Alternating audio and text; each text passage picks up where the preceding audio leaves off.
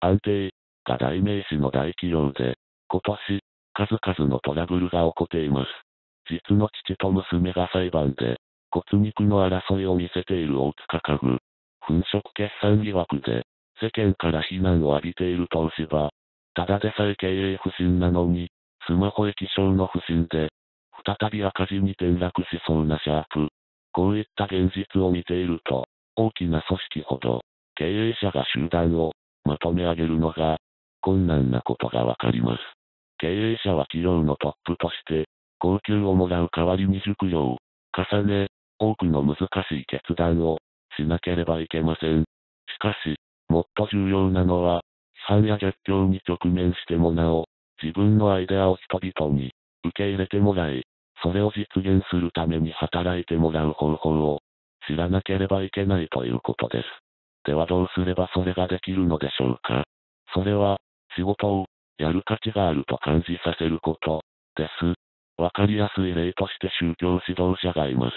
イエス、キリストからガンジーに至る歴史上の偉大な宗教指導者たちは、大きな集団を説得することで、あらゆる種類の困難な仕事を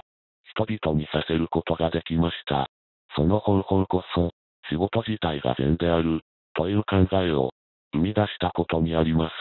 確かに当時は何らかの報酬原理が働いていたかもしれません。しかし自体に価値があると信じていなければ、何十億人という信者が毎週日曜にミサに行ったり、募金をしたり、あれだけ多くの人が不服従運動に身を捧げたとは考えられないのです。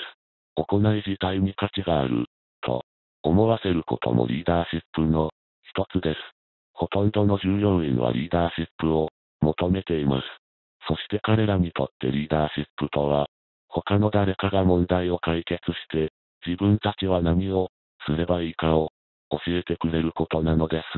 経営者は宗教指導者であれ、とまでは言いませんが、最低限、宗教指導者くらいの統率力はないと、企業をマネジメントすることは難しいでしょう。しかし、プレッシャーや恐怖ではなく、意欲や活気を満たすことによって、働く動機付けができるようになるのは、たやすいことではありません。人間の集団を説得するには、技術